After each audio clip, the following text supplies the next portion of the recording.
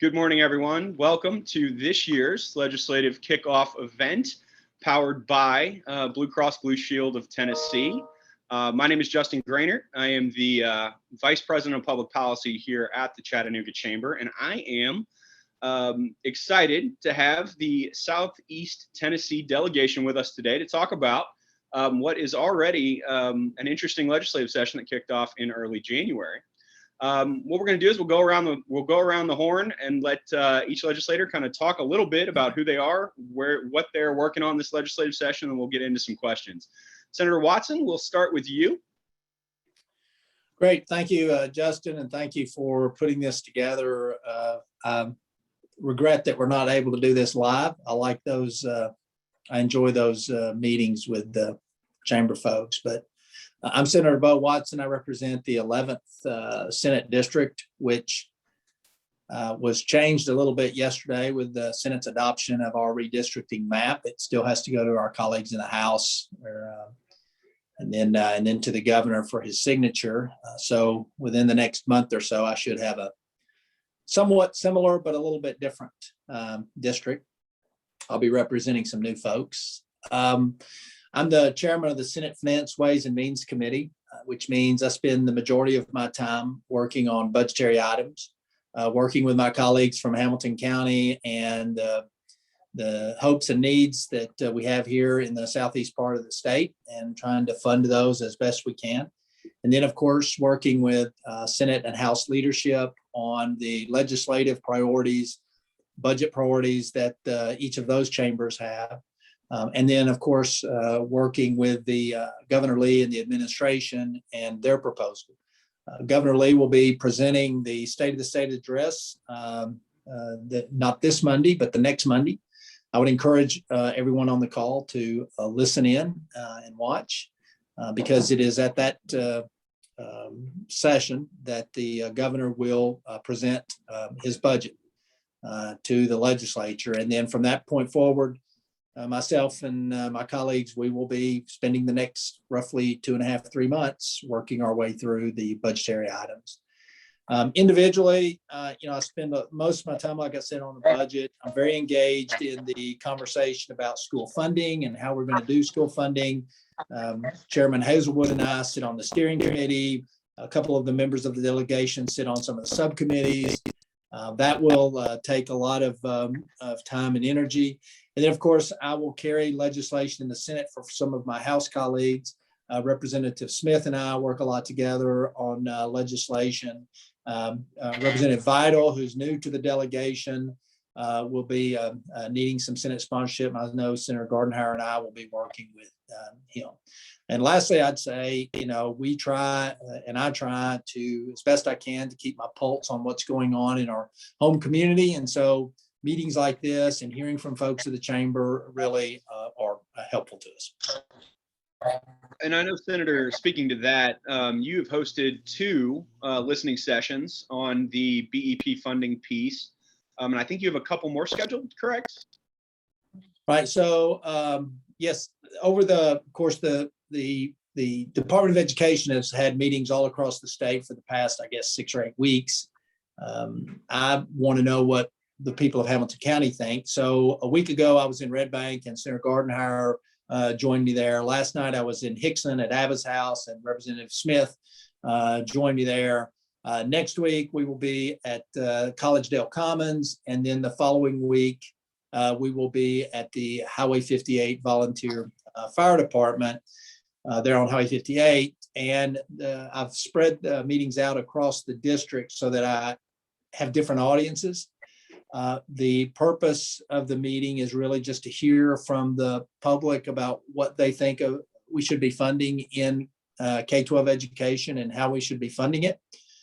It's been people have been very engaged. They've been very, and I'll let Senator Gardenhire and Representative Smith give their impressions, but I think people have been, willing to be honest and transparent about what they think we should be doing in K-12 education. And I'll share this with our delegation once we've concluded, and of course with the steering committee, and see how what we're hearing here locally aligns with what the state is thinking about.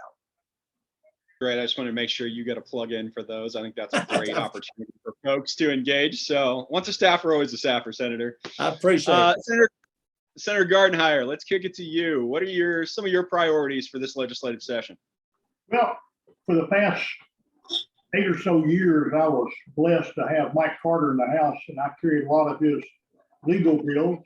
And everybody in the House thought I was an attorney because I would take his work and present it in the Senate, and everybody was really impressed with me. And this year, of course, unfortunately, Mike is no longer there, but all the judges in the Tennessee Bar Association still think I'm real knowledgeable on all these issues. And so my plate is full with since I'm on the Judiciary Committee with all these complicated legal bills.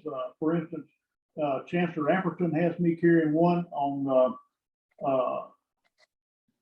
relative to setting up a system to where when somebody passes away and they own the business, instead of waiting till the business is basically closed because he or she was the rainmaker for that business, let the chancellor step in with the estate and appoint somebody that's knowledgeable on that business and help preserve it for the estate and for the heirs. That's going to be very complicated. I've got one I'm carrying for the other chancellor on fees that are charged for filing electronically.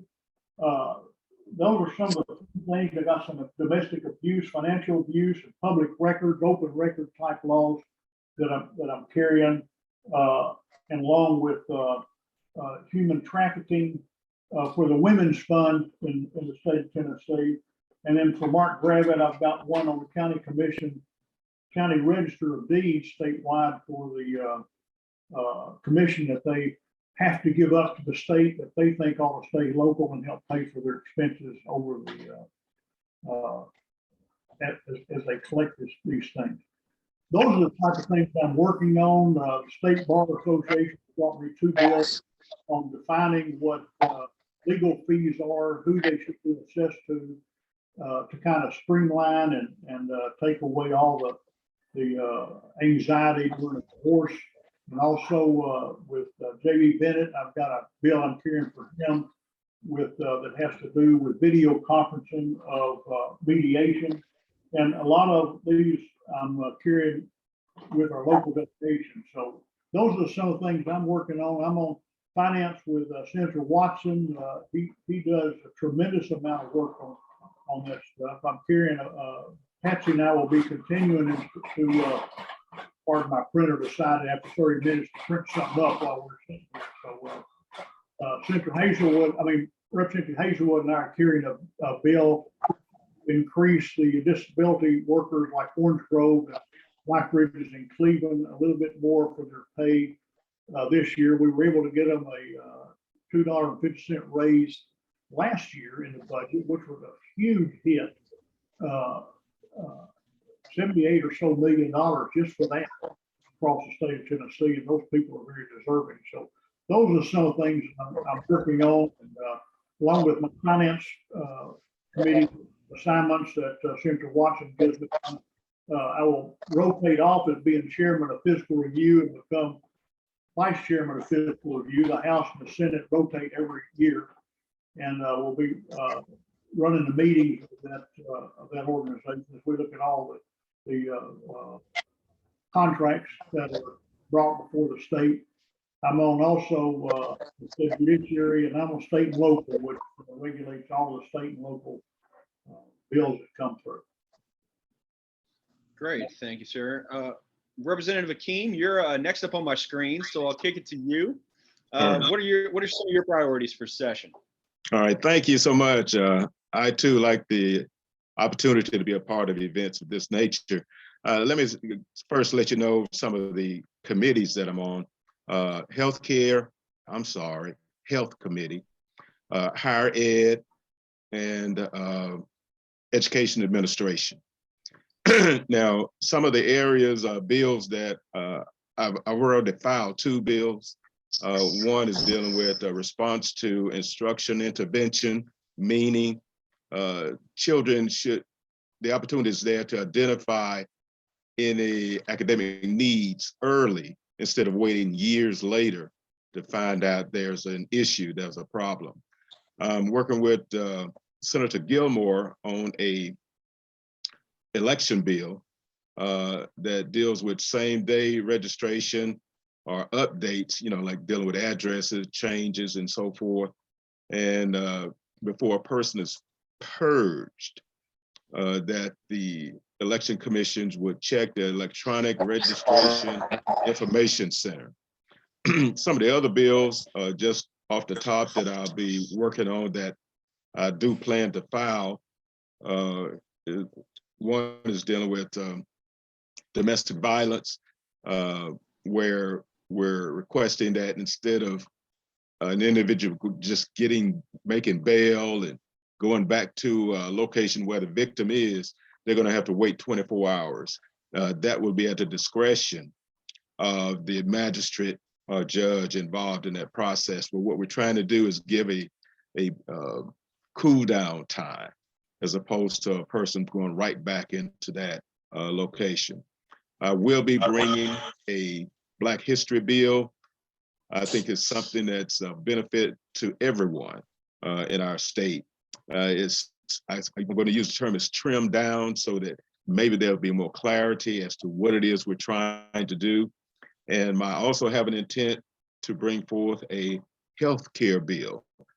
I'm going to use the term, in somewhat of like the national model that's there, but with a Tennessee twist. So those are some of the things I'm working on, and my colleagues have been great to work with in this process. Great, and thank you for being here as well. Representative Smith, let's go to you. Good morning. As always, thank you to the chamber and all the colleagues with whom we get to work and serve. I do want to start by just simply saying that the committees on which I serve in House District 26 are insurance, health, and civil justice. And so I enjoy having quite a different menu of opportunities to serve.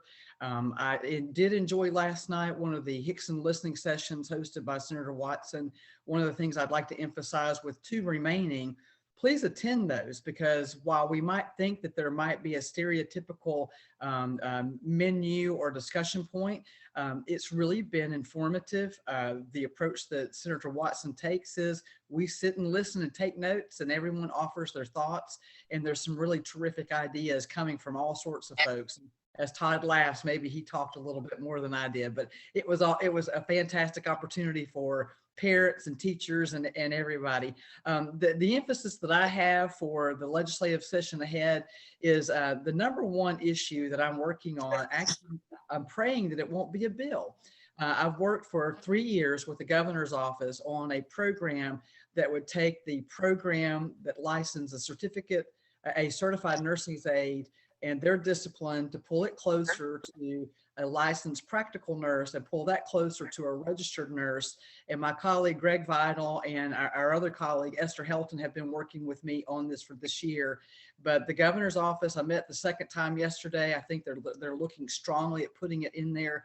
And what would that mean? It means they're able to educate over 2,000 more allied health science professionals that can move from a salary of $28,000 a year up to $65,000 a year within a 3 to 3.5 year window of time once they graduate from high school and community college. So it's a living wage. It meets the needs of our workforce development crisis, as well as it provides people a wage where they're not having to worry about government services. So that would be I would consider that a blessing and a cherry on top for the legislative session, and not have to carry a bill. One bill that I did file and have filed already and working with Senator Watson on is we are considered a right to work state in the state of Tennessee, yet that does not protect one of the 3 recognized ways that unions may organize. And so in the state of Tennessee, employment is not required or does not require a union membership. However, the National Labor and Relations Board recognizes 3 ways that can be used for organizing labor. And we want to make sure that in Tennessee, the secret ballot of workers is protected so that they have an option and it's not done through corporate or some sort of a group effort. So that's a bill that's already filed. Another is just to deal again with surprise billing. And this is going to look a little different this year. Most of the surprise bills come from an emergency room visit. And many times an attending physician or an examining physician is not permitted to make that determination that that health care is required. And insurance companies will deny that care retroactively and leaving the patient with a very sizable bill.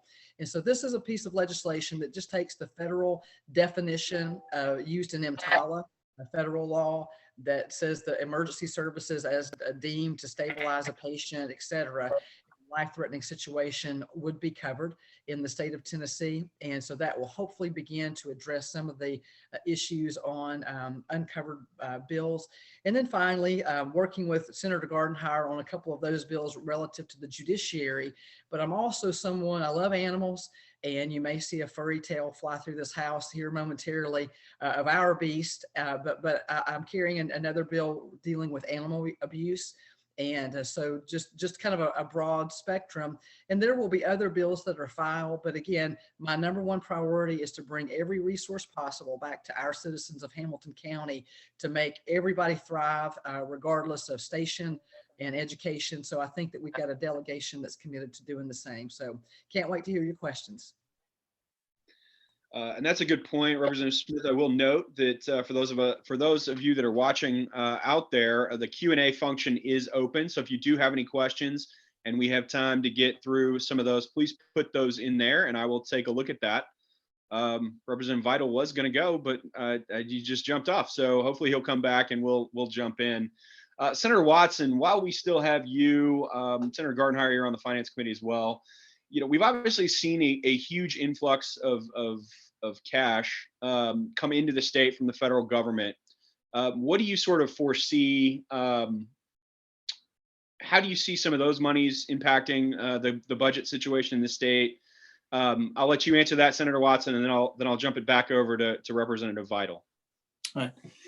So Representative Hazelwood and I, our Chairman Hazelwood and I sit on the Federal Stimulus Accountability Group, which is working collaboratively with the administration on how we are allocating the various buckets of federal funds. In general, let me just say that the state is at the state level, as well as encouraging at the local level, that any federal funding that has flexibility be used for hard assets like infrastructure. We have set up a program for the state to partner with local governments to improve our vital water and wastewater systems, which are in dire need of repair and maintenance. And so I would say that the state's position, the administration's position, the legislature has been, we have this money, this one-time money, let's invest it in assets that will last over a long period of time. So the theme has been around investing in hard assets. Now, there are multiple buckets. The state has received, over $20 billion over the past 2 years. Some of those things come through the state. Some of those go directly to different entities, like money that goes directly to cities, monies that go directly to higher education, money that goes directly to K-12 school systems, of which we have little or no control over. We provide guidance, but we really don't have control where those dollars are spent. The other thing budgetarily is where we can replace state dollars with these federal dollars, we are doing that. And so the budget is, our over collections have been astronomical. We had 23% over collections, which is just off the chart. I'm not an economist, won't claim to be an economist, but the amount of cash or the amount of money that's moving in the system is what's driving inflation. And, it's like chemistry. There's another side to this equation, and we are trying to figure out budgetarily how we position the state so that 3 to 5 years from now, when all of this sort of has worked its way through the economy, Tennessee's in a good position to withstand the aftermath of the inflationary pressures we're under right now. Thank you, sir. All right, Representative Vital is the newest member of the Chattanooga Southeast Tennessee delegation. Welcome to the legislative kickoff with the Chattanooga Chamber. Tell us a little bit about your first impressions as being a legislator, and what are some of your priorities going into the legislative session? Well, thank you, Justin, and thank you to Chamber for hosting this event. I must say that each of the members of the delegation, both on the Senate side and the House, have been more than receptive and helping me maneuver through the education process of getting started.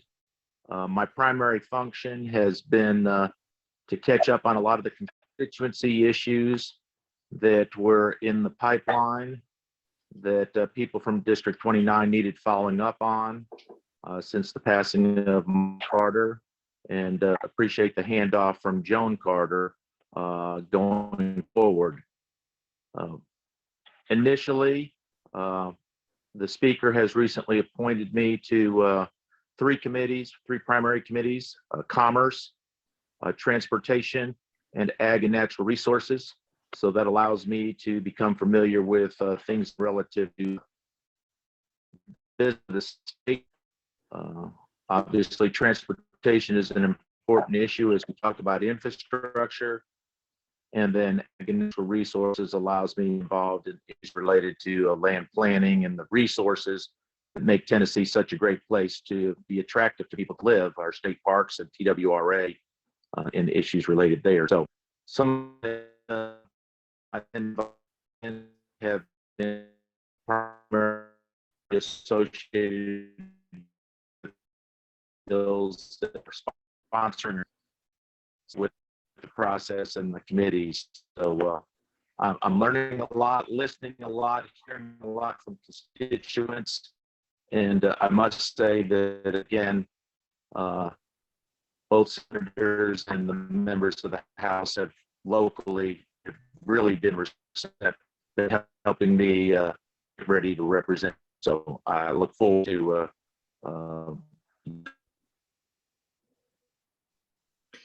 Hey, Greg, are you coming to us from Birchwood? Because you're like the poster child for us to expand broadband up into the Birchwood area today. Well, I was thinking about saying that because I am coming from Birchwood and we have limited broadband up here. We need help. And we are a fastest growing part of the county up here. So we're going to talk about that. I know you're going to tell me that we've spent a lot of money on that, but we do need to expand up Highway 58 a little bit more. I don't disagree with you, and your presentation this morning proves that you're in and out and in and out. So well, awesome. You have a lot of federal money on infrastructure, Senator. I'm just saying, there's plenty of broadband money somewhere. Well, and we've put it into, again, that's a hard fixed asset that we are investing heavily in, and where we can replace state dollars. You know, the state governor in last year's budget had initially 200 million. The legislature trimmed it to 100 million. And then we've kind of moved that money to the side and replaced it with a lot of the federal dollars that is coming in, which means there'll be $200 million available to the state moving forward. So we're trying to make those kind of investments, but obviously you have supply chain issues that are affecting us, workforce issues that are affecting us, then they're affecting the installation of broadband, just like they're affecting every other sector. I will just say that relative to economic development in the northern end of the county, which my district will shrink dramatically because of increased population, broadband is a major issue, but also issues like development. We are 4 to 6 to a year late on delivery of transformers for subdivisions. And so both Volunteer Electric and Electric Power Board are really under the gun to find transformers, and have even had to talk about going above ground to meet the needs of affordable housing and housing needs until we can catch up with transformers to go back underground. So real challenges in supply delivery as we have economic development. Yeah, economic development obviously is a key priority for the chamber. What other issues out there are you hearing from either your caucus leadership in terms of economic development? What kind of things do you see coming down the pike this session that might improve the economic development prospects here in Chattanooga, Hamilton County, and the region? And I'll open that up to anybody. Well, I'll jump in because this will be the last one. Then I got to jump on another call, and I'll yield to everybody else. But I mean, you know, a very key part, and this actually came up, and Representative Smith will remember this from last night's discussion, is, you know, workforce development. You can attract all kinds of industry to build buildings and put their plants here, but at the end of the day, you've got to have a ready and reliable workforce that has the skill set to fill the jobs that are coming. So, you know, I think from an economic development perspective, we have got to continue to push for career and technical education. We've got to introduce it earlier in K-12 than perhaps we have been doing. We've got to make it, we've got to partner with the private sector and the business community on how we deliver that education at the community college level, at the technical college level. Are we getting the best bang for our buck from the traditional higher education, and are they providing us the workforce and the trained workforce that we need? So, you know, people typically talk about economic development in terms of bringing a company here, developing an area there, but really, if you don't have the human resource and the human capital to support it, you never really fully maximize the economic development that you could in your community. And that's a real challenge for us all across the state. And we're looking at strategies to try and address it, but most of those strategies are longer term, and there's not a really short-term fix for some of these things. We do need the business community and the industrial community to lean in and help us with some of the solutions that we're looking at. Thanks, Senator. Again, appreciate your time today. I know you got to go here shortly. I'll open that question back up to everybody else, though, on workforce development and economic development. What other things? If I may, Justin. Yeah, I think one of the things that hopefully will, to some degree, address part of this problem is the trade school that is being developed in East Chattanooga. It has that potential. There's questions in the minds of some citizens going to benefit from that school, and those who are in that area of need, will they actually benefit from it? So we're trying to engage. I don't even know who the board members are or anything of that nature. I know quite a bit of money is being put into it. But in addition to that, I would hope that we look at some participation by our union craftsmen. I think it's very important. There are skills that can be brought forward in an environment, a trade school. I would hope that you don't have to talk about a union to help people develop skills for jobs and so forth. So I would hope that we look at that school as one that will help those who are in need, as well as other people who may come into that area. Thank you. Hey, Justin, I want to say something. Yes, sir.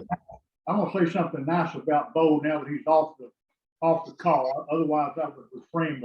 But Robin, when you mentioned the education summit that Bo was having, I was there at Red Bank, and Bo had to almost put his hands over my mouth to keep me from talking. But it really is truly a listening tour that Bo and the rest of the legislators are doing around the county, to listen, not to debate, not to give our opinion or to refute anything or add anything. And I started to say something, and I got this cold look and almost a backhand to be quiet. So anybody that wants to go to these meetings, you ought to. I'm having a smaller group down in my district with the Latino population on what their needs are, because I sit on the task force or the subcommittee of this education initiative that Commissioner Swin is doing that deals with English learner language. And the community would be just surprised at the number of children that we have in our school system that we're educating that can't be communicated with. And so we're trying to listen to that group and find out what the state can do or should do, or maybe not doing to help that community. But Bo has really hit on something great, a great way just to go around and listen to it. So I give him credit for it. And by the way, yourself, Esther Helton, Representative Esther Helton is our delegation member to the trade school, and I would encourage you to talk to her and share your thoughts with her. And Representative McKean, we've been at the table on that as well, so we can get you some more information as well, so we can work on that. If I could add one last comment and thought on the economic development thing, when I did meet with the governor's office yesterday, there's something that I've been advocating for 3 years here, which would be a fund for a private partnership relative to a research, an advanced healthcare life science research center. And I know that Senator Watson has been working with me on that. We've met with Commissioner Butch Ely a couple of times. And one of the things that in addition to the workforce development, which I think we speak with one voice, that there are some absolute priority needs. And I will say this, absent of having any data, but I can tell you, my colleague, Representative Hakeem, has hit on something that we can't overlook, that African-American males are falling through. When you talk to folks at Chattanooga State, when you talk at the institutions of higher learning, the demographic of the African-American male is becoming less and less present there. And if that's the case, we need to make sure that they're educated in the CTE space in high school and then the TCATs. And so that's why this trade school is so important, number one. But then number two, one of the things that I have seen among other chambers and other areas, like for instance, just using Shelby County, they have identified their key resources. They speak very assertively and almost aggressively with one voice. And relative to information that I keep putting in the face of ECD, they have been very successful to get the appropriated dollars into Shelby County for health and life sciences, advanced technology.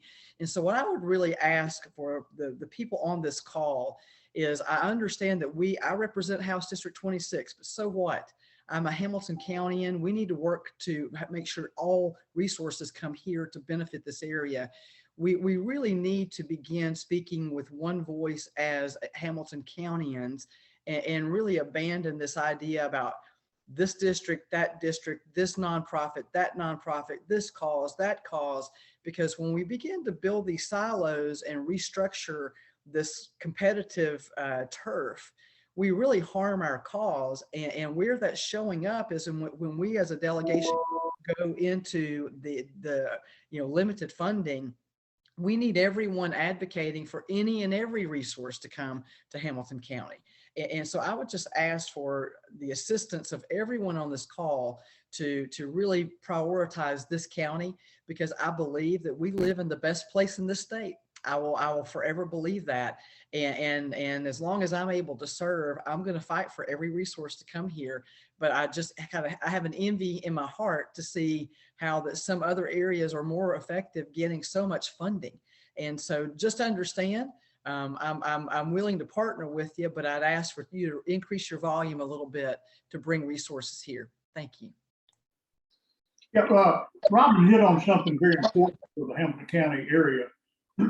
The Hamilton County delegation, at least since I've been in the legislature, and especially right now, is the envy of the state on every lobbying group and everybody else, because we all get along. We all work together. We have a diverse group of legislators from the background.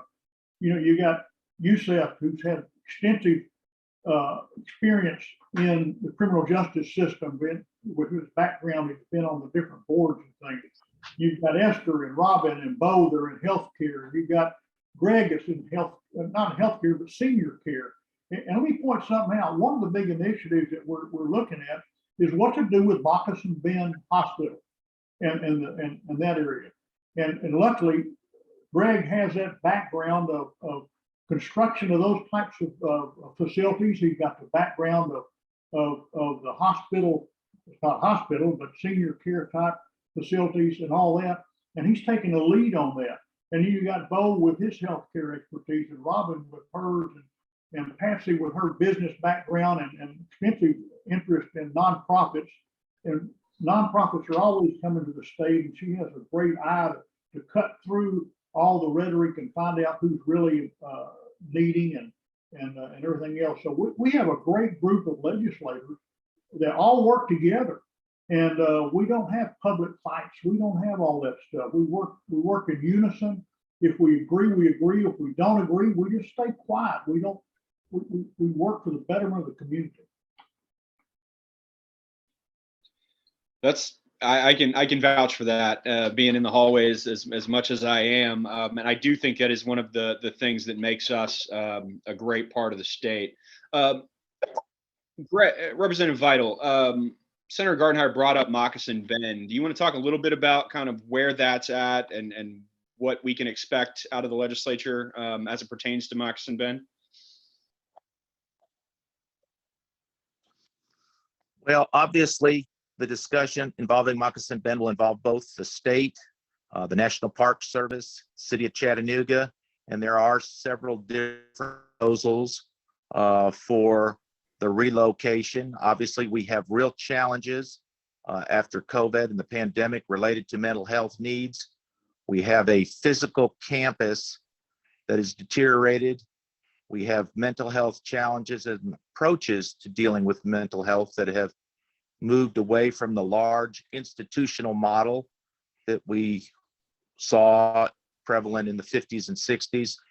And then we've also had the changing dynamics of the business climate downtown as it relates to the Bend and economic development and workforce development. But the Bend itself has become a part of the Riverwalk and the National Park. And this may be a generational opportunity for the city to work with the state on finding a more appropriate way to deliver mental health and also expand the national park, which has been a goal with the removal of the firing range and hopefully relocation in an appropriate location for the mental health facility in a place better to serve the public. So I'm excited about it. I think Robin and Esther are too, with Patsy, and Todd's going to help us with the bow on the financing and making sure we spend the money appropriately and get the most bang for our buck for those services and for those who truly need it.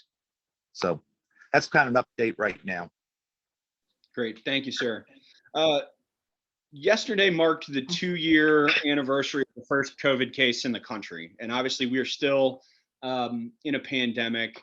Can you guys, and I'll make this a round robin question, but can you guys talk about kind of where we are as a state? How are we, working with our hospitals on resources for healthcare workers, the business community, that sort of thing, as we sort of continue to try to rebound and keep fighting the different waves of COVID-19 as they've come through?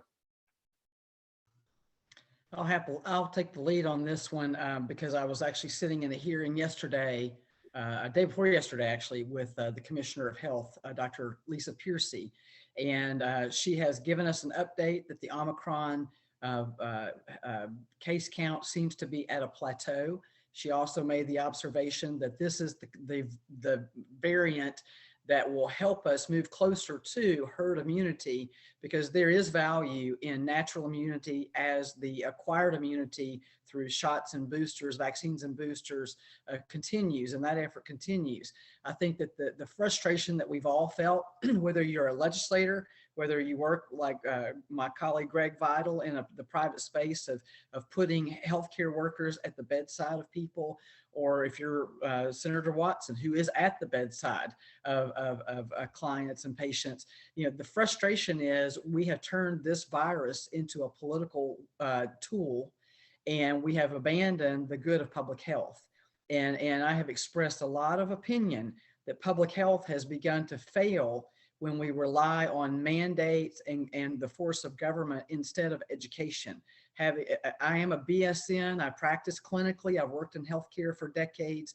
And what I'll tell you, the moment that you begin to abandon informed consent of a patient and patient education, you harvest the seeds that you've sown, which is a lot of distrust and suspicion.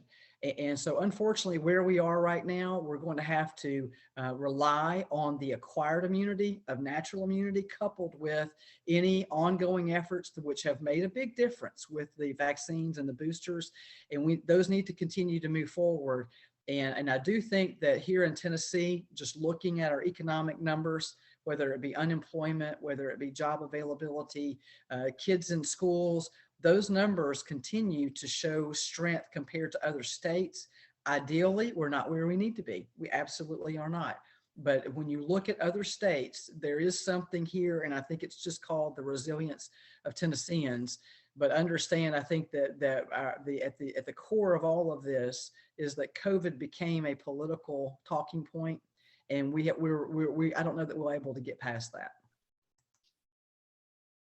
If I could, Justin, just briefly, I was in that health committee also, and I'll have to concur with all that Representative Robinson, Representative Smith I'm Robin.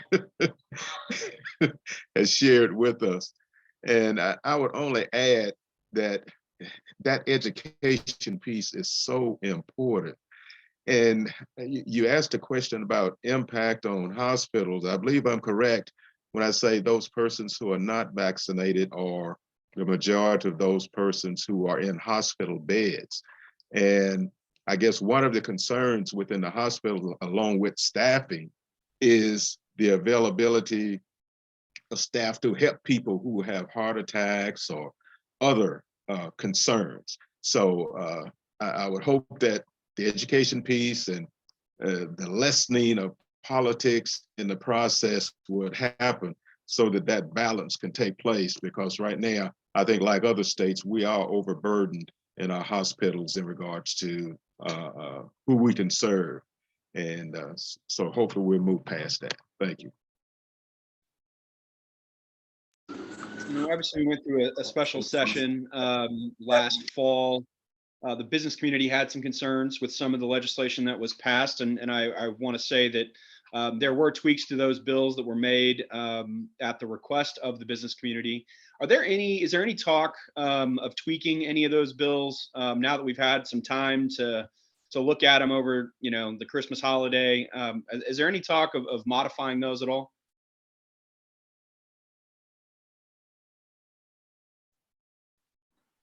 I haven't heard of a lot of specific bills, but I'm not on any health committees, and I'm not on commerce committee, which those two committees would basically affect. But one of the reasons I understand we had that session, I was not for that session because I didn't think we would get anything accomplished that we could actually do. But it turns out that what we did opened the door to lawsuits that could be filed and go through the federal system, and let the federal courts decide what is the appropriate way to approach this as a state and whatever. And that's been very helpful. Our Attorney General has been very aggressive and very good at approaching those things and getting these answers that basically is not in that 3-day session wasn't really we didn't get that much accomplished, and it was a real fight to even get in there because of the politics of the situation.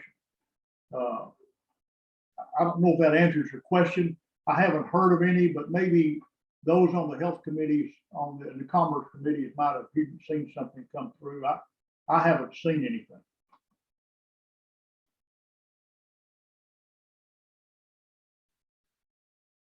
All right. Representative Smith, we did have a question come through. Can you update us on your efforts to prevent blocking of vital railroad crossings in Hamilton County and across the state? I'll be happy to. Thank you, Scott, for asking that question. And I did put a couple of things in the chat, and if I can find the link really quick about Commissioner Piercy's testimony yesterday, you can watch that. So please read that if you're interested. About the train specifically, we need trains. We need commerce. We need the egress and ingress of materials and these railroads, whether they're Norfolk Southern, CSX, or whatever else. They're very important to our transportation system here in our area for manufacturing and goods. However, as development has grown, there has been very little coordination between the railroads, developers, municipalities, and that has intensified with a great deal of taxpayer roads being essentially deemed useless, or neighborhoods being boxed in because of block crossings. And there was a study done by TDOT back in 2007, published in 2008, that showed that the traffic on Hamel Road, which will reflect the traffic on Thrasher Pike, or most of this on the western side of the county, it went from 36 to 44 trains passing at that crossing daily, to currently in 2019, the last assessment over a 24-hour period was that there were over 75 trains in a 24-hour period. Many of those have grown in excess of a mile long. And so what does that mean? It means that as the traffic count has increased, as the development has increased, as the need for car and vehicle traffic has increased, the usefulness of our roads has become impacted by these occupied crossings. And so, yes, last year we passed a bill, the legislature passed a bill that requires the Tennessee Department of Transportation to use a federally approved website. It's fra.dot.gov/block crossings. People can report the block crossings. The TDOT has to report on an annual basis the number of crossings, and that's good for the entire state of Tennessee. And then the top 5 most frequently blocked crossings will be reported to those municipalities. And in the case of here in Hamilton County, the city of Chattanooga has jurisdiction over the Hamel Road crossing. I know that Yusuf Hakeem, they're on Amnicola Highway. Sometimes that's blocked. I know that right now, the city of Chattanooga is in a battle with the railroads to replace the bridge that goes from Amnicola Highway to Wilcox. It turns into Wilcox Boulevard, and that bridge is it's outdated. It needs to be repaired. The railroads don't want to replace it. So I have a bill this year. Senator Watson is going to be the co-sponsor. We're putting the final touches on that, and it will direct funding and also potentially remove some civil and criminal protections on immunity should there be a death or disability as a result of those crossings being blocked. And we have video of an EMS unit having to turn around because they couldn't come across a railroad track on Thrasher Pike. I've got multiple pictures, a catalog of pictures of school buses inching and turning around because of a parked train. And so these are the types of things that if railroads are not going to be part of the solution, we're going to have to find a way to protect the taxpayer funded roads and make them more useful. So this is a work in progress. It's not going to be easy. And I wish that we didn't have to go into this impact and that we could come to some sort of an agreement with the railroads, but because they have such protections at the federal level. And I do take my hat off to Congressman Fleischman's office, who has engaged with us directly, as well as Senator Haggerty. So this is a work in progress, and unfortunately, it's not going to be solved overnight, but we do have to have a community effort to solve the problem. Thank you for that. We're getting close on time, so I want to ask one more question, and then we'll get into sort of your closing statements. You've got a group of captive chamber members, and obviously, you know, as the chamber's lobbyist, I'm in the hallways at least once a week.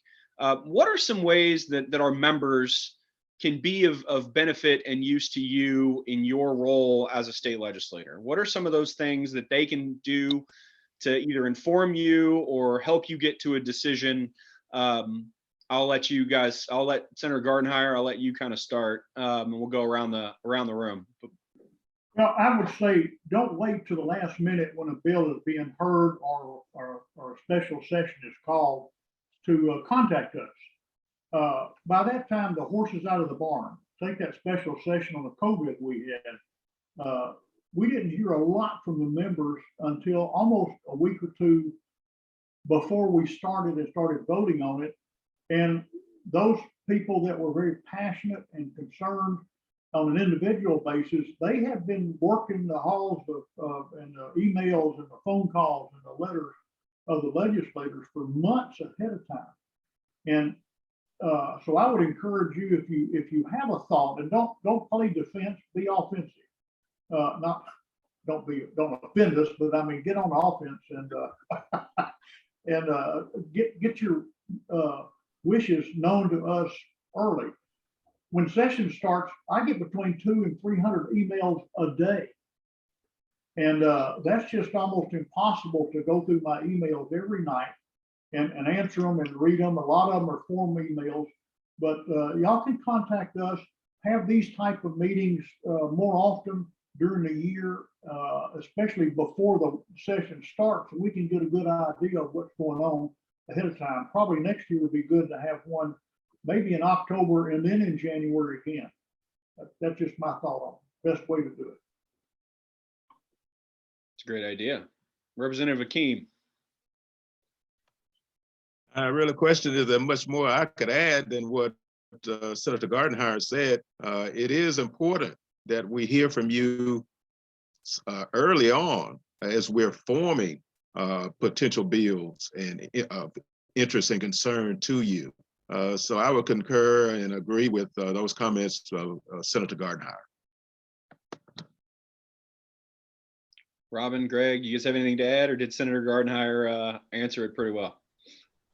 Communicate, that's it. That's wonderful. And also, again, coordinate and have one message, because I do think that we can improve just echoing the value and tremendous resource that Hamilton County offers.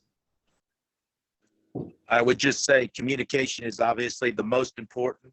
I know chamber members, because I'm one, are very busy trying to run our businesses, but we have great resources in our community like Chattanooga State, Cleveland State, that are working regionally to help build career paths. Our TCAT program, give them your input so they can be more responsive to the business community, so we can truly develop that workforce for the future, because that is the challenge. I deal with it every day. Others on the healthcare side do, but both TCAT on the Voc Tech and the healthcare side, we need your input to make our students of the future applicable to the workforce. Okay, great. Thank you all so much. I'm going to go around the room one last time. We'll close this thing out. Senator, do you have any closing thoughts for the members? I just want to echo something that Robin touched on about the railroad. One of these days, we're going to be doing the interstate widening around Lookout Mountain. And you've got two major railroads sitting right beside it and a river on the other side. And we've got an overpass in Lookout Valley and in St. Elmo that is too small and narrows down to a bottleneck. Just to replace one of those bridges is about $78 to $80 million in last year's figures.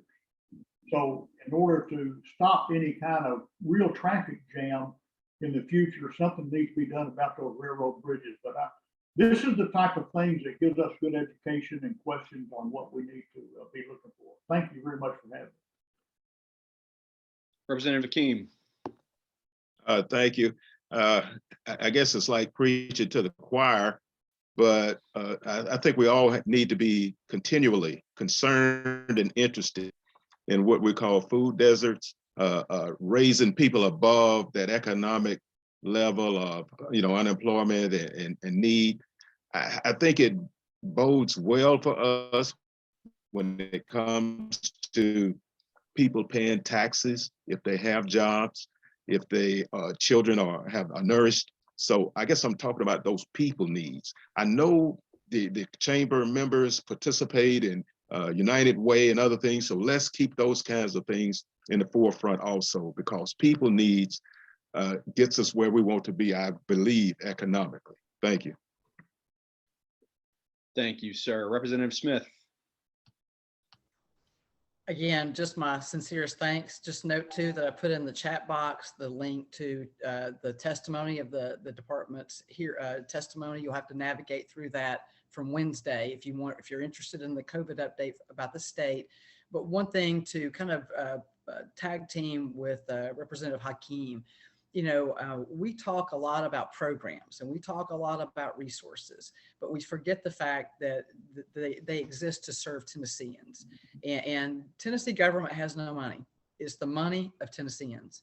And so rather than me believing that it's my job to go up there and protect the state's money, no, I want to make sure that if it's the people's money and if we've got too much of it, it needs to come back. If we've got enough of it to make sure that it's yielding the best impact for their livelihood and their benefit to make our communities thrive.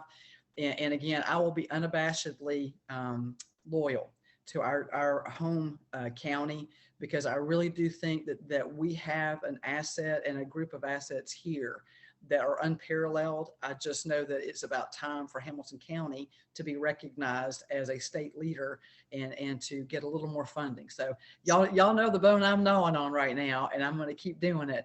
But to that end, it's an honor to serve, and I look forward to future opportunities to work with you. Great. Representative Vital. I would just, to Robin's point, there's a lot of discussion in the media that the state has more money than it budgeted. First of all, a lot of that is federal money, but we have collected more during the last 2 years. And that has been a time when a lot of businesses have struggled. And I think each member of the delegation on both sides of the aisle are sensitive to how we spend that money and make sure that we make the right capital investments long-term for Tennessee and get a return on our investment. And we are working on that. So please understand, we may have a little extra money, but we're going to make sure it goes a long way. Well, Greg just brought up a great point. We have an over collection, and that's the words that Bo used for the proper. It's not a surplus, it's an over collection, because the state of Tennessee has been historically conservative on how we spend our money. And that's why the revenues have come in higher than what we budgeted. But we have to make sure we spend money on and not put non-recurring expenses on the budget with recurring expenses on the other side. So we have to balance that, and that's really important to look at. Sorry to interrupt. No. Well, thank you all so much for joining us today. We will do this again sometime soon. We'll have you all on individually for a chamber chat, I'm sure, sometime this session. Quick thanks to Blue Cross Blue Shield of Tennessee again for being our presenting sponsor for the annual legislative kickoff. I will see you all in Nashville next week. And again, if you are getting our public policy updates, great. I hope you read them. If not, you can email me at jgroenert@chattanooga-chamber.com. I'll get you added to the list and keep you updated on what is going on in Nashville, in Washington, and in your own backyard. Thank you again, everybody, for joining us, and we will talk to you all soon. Take care.